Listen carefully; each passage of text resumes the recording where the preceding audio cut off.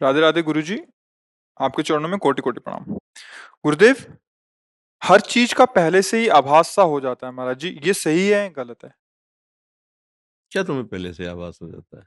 निगम में कुछ में से कोई मिलने आ रहा है या मैं किसी काम की बोलूं तो मतलब ऐसा लगता है कि आपके पास प्रभु है, ऐसा आभास हुआ आपके हृदय में? हाँ प्रभु फिर आपको दिक्कत क्या है? कोई सवाल ही नहीं, कोई प्रश्न ही नहीं। जिसे प्रभु का साक्षात्कार हो गया, पूर्ण हो जाता है।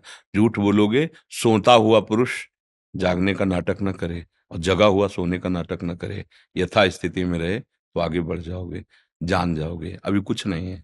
जैसे डॉक्टर हो ना, और जब सामने बैठे ना, तो उसके नेत्र में नेत्र मिलाने से पता चल जाता है पीलिया है कि उतर गई। नाम जप करो, ये अधिकार है तुम्हारा। तुम जिस भावना की बात करे उसे प्राप्त कर लोगे, पर अभी नहीं है। उसको वास्तविक लाओ। बिल्कुल नहीं, शांत रहो। ये मन की जो वृत्तियां है ना, कभी सात्विक होती, कभी राजसिक होती, कभी काम आता है आपके हृदय में? है? हमारे हमारी बात समझ रहे हो ना? देखो, हम तो मित्र हैं, हम तुम एक घर के हैं। जब आप हमारे पास आए हो, तो जितना हमारे को प्रभु ने दिया है भाव, हम आपको सुख पहुंचाएंगे, सच्चे मार्ग की बात करेंगे। भैया, जब भगवान का अनुभव हो जाएगा ना, तो जहां राम तहां काम नहीं, जहां काम नहीं राम।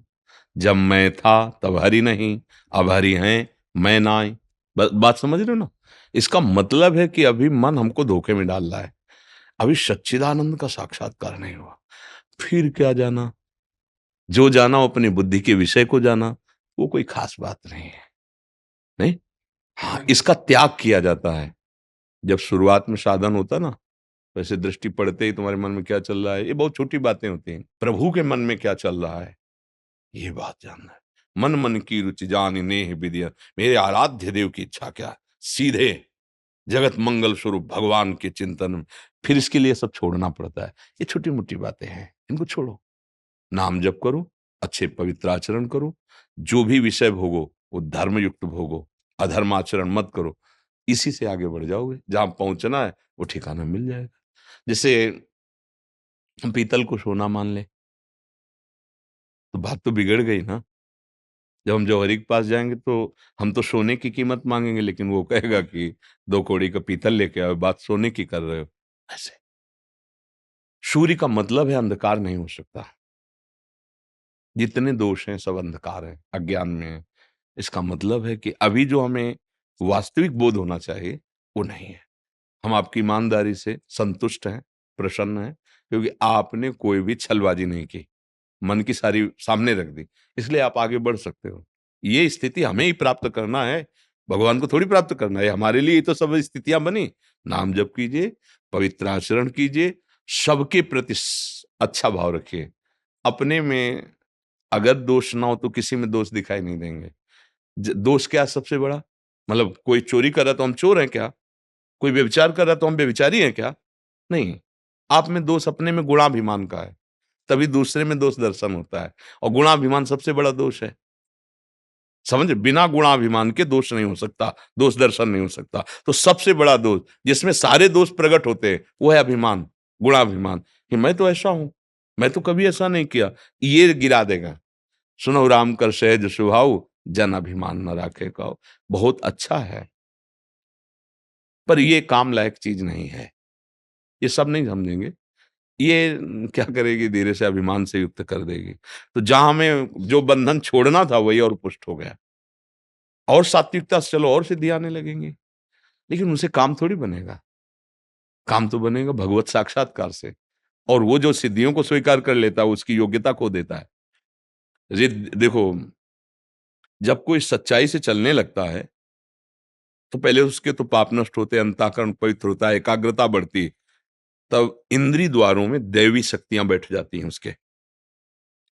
इंद्री द्वार झरोखन नाना, बैठे देवता करि करि थाना, आवत देखें विषय बयारी, तुरते देख किवाड़ हारी।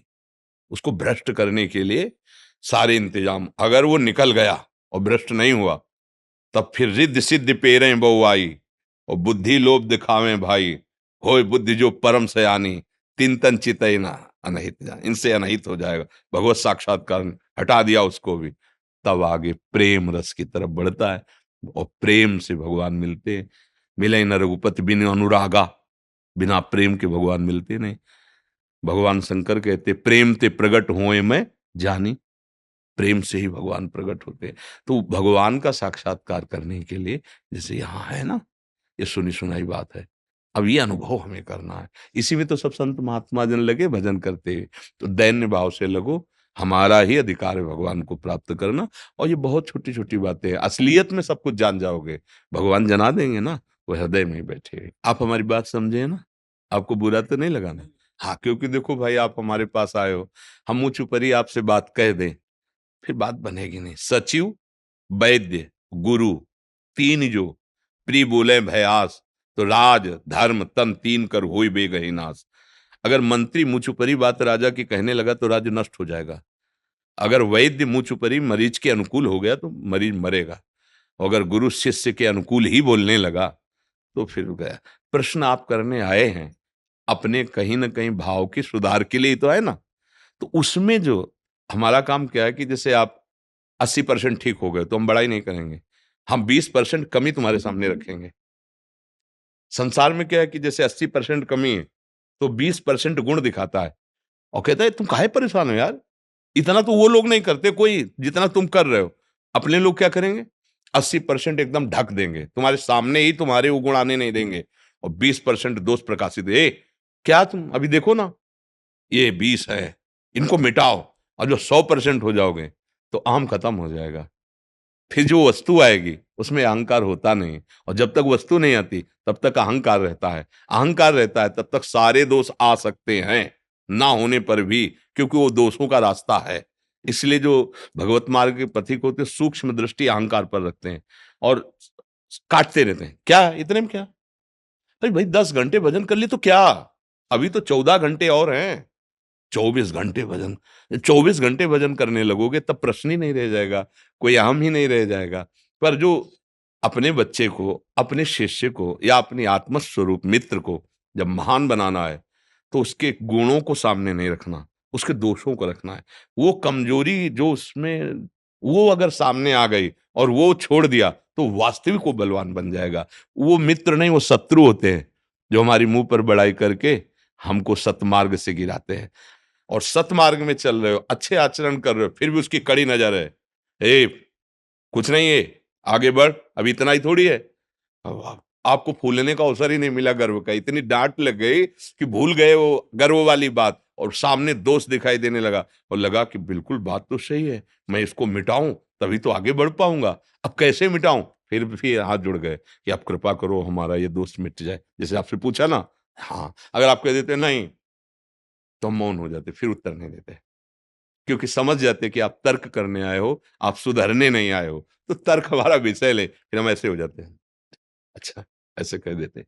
क्योंकि आप अगर सुधरने की बात की तो आपने कहा हाँ ये दोष है, बस हमारी बात बन गई, अब इसको मिटाओ, क्योंकि यही भगवान की प्राप्ति में सबसे बड़ा बाधक। इसी से क्रोध और लोभ आदि का प्रादुर्भाव होता है। कामा संजायते क्रोधा, काम की पूर्ति में लोभ मोह मद मत्सर आदि। बहुत अच्छे हो, आनंद पूर्वक आगे बढ़ो, क्योंकि ये कोई स्थिति नहीं है। अभी आगे जो परमानंद की स्थिति है वो बहुत दूर है।